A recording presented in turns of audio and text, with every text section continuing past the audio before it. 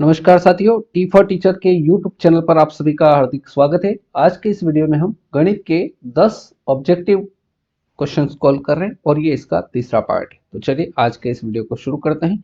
और ये 10 प्रश्न जो है, ये ऑब्जेक्टिव प्रश्न का तीसरा भाग जो है, ये बहुत ही महत्वपूर्ण प्रश्न है, परीक्षा में आए हुए प्रश्न। तो चलिए आज के इस वीडियो के पहले प्रश्न की ओर बढ़ते हैं। आज का हमारा पहला प्रश्न है, 1 डेसीग्राम बराबर खालिस्तान सेंटीग्राम। 1 डेसीग्राम में कितने सेंटीग्राम होते हैं? तो इसको कैसे हल करेंगे? सबसे पहले मिली, सेंटी, डेसी, यहां पर ग्राम, उसके बाद यहां आएगा डेका, हेक्टो और किलो। राइट, ये अपने को याद रखना है। मिली, सेंटी, डेसी, ग्राम, डेका, हेक्टो, किलो। यहां पर अभी अपने को यहां पर रहना है। यहां से यदि हम इस दिशा में जाएंगे तो हमको गुणा करना है। राइट, और यहां से इधर जाएंगे तो अपने को क्या करना है? भाग देना है। और एक स्टेप जो है यहां से यहां तक, ये जो मान है ये 10, मान लो यहां से अपने को यहां जाना है तो गुणा कितने का होगा? 10 का। यहां से इधर जाएंगे तो भाग कितने का होगा? 10 का। यानी सबका जो मान है ये कितना है? 10 है। राइट, तो देखिए इसको हल करते हैं। अभी हम है डेसीग्राम पर, मिली, सेंटी, डेसी। यहाँ है हमें जाना कहाँ है? सेंटीग्राम पर जाना है। सेंटी कहाँ है? यहाँ है। मतलब हमें यहाँ से यहाँ जाना है। कौन सी दिशा में जाना है? इधर जाना है। तो क्या होगा? गुणा होगा। अब डेसी कितना है? 1 है, तो ये 1 गुणित कितने स्टेप जा रहे हैं? 1 स्टेप। और 1 स्टेप जाने के लिए 10 का गुणा करते हैं। तो 1 का गुणा 10 से होगा तो कितना हो जाएगा? 10। और इसके साथ में क्या आएगा? सेंटीग्राम आएगा। यहाँ क्या है? सेंटीग्राम। तो 10 सेंटीग्राम, ऑप्शन सी एकदम सही आंसर हो जाएगा। आई बात समझ में? चलिए अगला question, question number 2। Question number 2 है, वह छोटी से छोटी संख्या जिसे 269 में जोड़ने पर पूर्ण वर्ग संख्या प्राप्त हो वह है।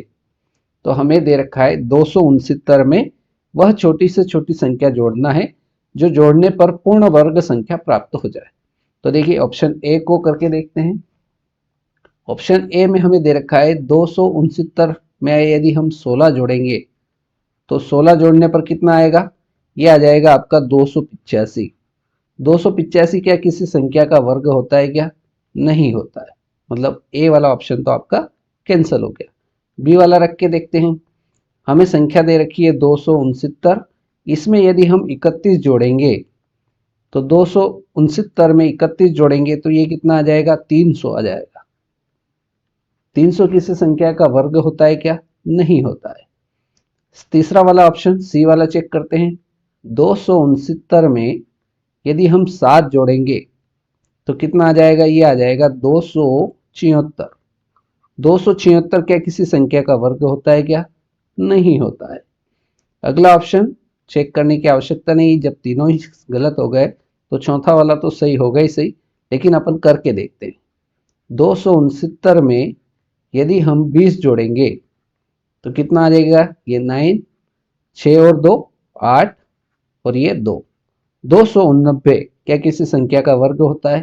तो बिल्कुल होता है। ये 17 का स्क्वायर होता है। 17 का स्क्वायर कितना होता है? 289 होता है। तो यहाँ पर ऑप्शन डी एकदम सही आंसर रहेगा। राइट। प्रश्न संख्या 3। प्रश्न क्रमांक 3 कह रहा है 29,530 में 5 के स्थानीय मान, 5 कहाँ है? यहाँ है। और स्थानीय मान क्या है? 5 जहाँ है 5 लिख लीजिए, और उसके पीछे कितने अंक है? 1 और 2 अंक। तो जितने अंक है उतनी जीरो लगा दीजिए। ये इसका क्या आ गया? स्थानीय मान आ गया। तथा 320 71 32,071 में 7 के अंकित मान में कितना अंतर है? राइट, तो 7 का जो अंकित मान होगा वो कितना होगा? 7 ही होगा। और अंतर बोला है मतलब घटाना है। तो 500 में से 7 घटेगा तो 10 में से 7 गया तो 3, 9, और यहाँ बचेगा 4। तो 493 इसका एकदम सही आंसर हो जाएगा। राइट, आई बात समझ में? प्रश्न संख्या 4। प्रश्न क्रमांक 4 कह रहा है 2118 में कौन सी संख्या जोड़ी जाए कि 18 से पूर्णतः विभाज्य हो जाए, राइट। तो हमें संख्या जो दे रखी है वो दे रखी है 2118। 2118, इसमें ऐसी कौन सी संख्या जोड़ी जाए इन चारों ऑप्शन में से कि वो क्या हो जाए, 18 से पूर्णतः विभाजित हो जाए। अब 18 से विभाजित कब होगी, जब वो संख्या 2 और 9 दोनों से विभाजित होगी, राइट। तो चलिए सबसे पहले अपन इसको करके देखते हैं। यहां पर ये जो संख्या आपने को दे रखी है 2, 1, 1 और 8, राइट। तो इन सबको क्या कर लेंगे, हम जोड़ लेंगे। तो जोड़ेंगे तो कितना आ जाएगा, 8 और 1 9, 10 और 2 12। 12 में ऐसी कौन सी संख्या जोड़े, तो हम मान लेते हैं x, और जोड़ने पर क्या होना चाहिए, 18 से भाग होना चाहिए, विभाजित होना चाहिए। तो ये आ जाएगा 12 धन x बराबर किससे विभाजित होना चाहिए, 18 से। तो यहाँ से x बराबर कितना हो जाएगा, 18, और ये 12 प्लस का है, इधर आएगा तो माइनस का 12 हो जाएगा। तो यहाँ से x बराबर 12, 18 में से 12 घटेगा, कितना बचेगा, 6 बचेगा। तो 6 जो आया है, मतलब इस संख्या में 6 और जोड़ेंगे तब जाकर ये संख्या जो बनेगी, 6 जोड़ेंगे इसमें तो क्या बनेगा, ये हमें जो संख्या दे रखी है 2118, इसमें यदि हम 6 और जोड़ देंगे तो ये कितना हो जाएगा, 4 2 1 2। तो 21 24 जो है ये आपका 18 से पूर्णतः विभाजित हो जाएगा। देखिए कैसे होगा, 4 मतलब इकाई अंक तो 4 है, मतलब 2 से तो विभाजित हो जाएगा। 9 से चेक कर लेते हैं, तो 4 और 4 8 और 1 9, 9 भागित 9, 9 में 9 का भाग चला गया, मतलब ये संख्या 2124 जो है ये 18 से पूर्णतः विभाजित हो जाएगी। तो क्या संख्या जोड़ना पड़ेगी, तो 6 और जोड़ना पड़ेगा। तो ऑप्शन डी इसका एकदम सही आंसर हो जाएगा। आई बात समझ में, कुछ आ गई होगी। चलिए अगला क्वेश्चन है सवाल नंबर 5। 1 से 100 तक की संख्याओं में शून्य या जीरो कितनी बार आता है। तो 1 से लगाकर 10 में तो पहली बार 10 में आता है, फिर आपका 20 में आएगा, फिर 30 में आएगा, फिर 40, फिर 50, फिर 60, फिर 70, फिर 80, फिर 90, और कहाँ तक बोला है इसने, 100 तक बोला है, मतलब 100 भी गिनना है। तो देखिए एक जीरो यहाँ, एक जीरो यहाँ, 2 3 4 5 6 7 8 9 10 और 11। तो कितनी बार जीरो आएगा, तो 11 बार आएगा। तो ऑप्शन सी एकदम सही आंसर हो जाएगा। ठीक है। सवाल नंबर 6। दो पूर्ण संख्याओं का गुणनफल 24 है। दो पूर्ण संख्याओं का गुणनफल मतलब दो ऐसी संख्याएं जिनका गुणा करते हैं तो कितना आता है, 24 आता है, ये बात कह रहा है। इन संख्याओं का न्यूनतम संभव योग, मतलब उन दोनों संख्याओं को आपस में जोड़ेंगे तो न्यूनतम संभव योग क्या होगा। तो 24 कैसे आता है, देखिए 24 लाने के लिए पहली स्टेप, 24 में यदि आप क्या करो, एक का गुणा करो तो 24 से कम 24 हो जाएगा। दूसरी बात, 12 में 2 का गुणा कर दो तो 24 हो जाएगा। ठीक है। तीसरी कंडीशन क्या होगा, तीसरी कंडीशन होगा कि 3 में यदि आप क्या करो, 8 का गुणा करो तो 8 तिया 24 हो जाएगा। चौथी कंडीशन 24 लाने के लिए 4 का गुणा करो 6 से तो 6 चौक 24 होता है। ठीक है। तो अब देखिए ये दो जो गुणा कर रहे हैं इनको यदि जोड़ेंगे तो न्यूनतम संभव मान, सबसे कम मान किस में आता है वो अपने को निकालना है। तो 24 और 1 जोड़ेंगे तो 25 आ रहा है, 12 और 2 को जोड़ेंगे तो ये आ रहा है 14, 8 और 3 को जोड़ेंगे तो कितना आ रहा है, 11 आ रहा है, और 6 और 4 को जोड़ेंगे तो 10 आ रहा है। तो न्यूनतम संभव मान कितना आ रहा है, 10 आ रहा है, इसलिए ऑप्शन ए एकदम सही आंसर हो जाएगा। ठीक है। प्रश्न संख्या 7, सवाल नंबर 7 कह रहा है दो संख्याओं का योग 32 है। पहली संख्या x है, दूसरी संख्या मान ली हमने y, और इन दोनों का योग कितना है, 32 है। यदि उनमें से एक संख्या -36 हो तो दूसरी संख्या क्या होगी। यदि मान लीजिए इन दोनों में से x का मान लेते हैं -36 है, तो हम y का मान बड़ी आसानी से इसको निकाल सकते हैं। कैसे निकालेंगे, तो y बराबर, y यही रहेगा, 32 बराबर के उधर है ऐसा कैसा ही, ये माइनस का 36 उधर जाएगा तो पक्षांतरण करने पर चिन्ह बदल जाएगा, तो ये प्लस का हो जाएगा। तो यहाँ से y की वैल्यू कितनी हो जाएगी, 2 में 6 जोड़ेंगे तो 8, और 3 कितना हो जाएगा, 6 हो जाएगा। तो दूसरी संख्या आपकी हो जाएगी 68। ऑप्शन बी एकदम सही आंसर रहेगा। बोलो आई क्या बात समझ में आ गई होगी।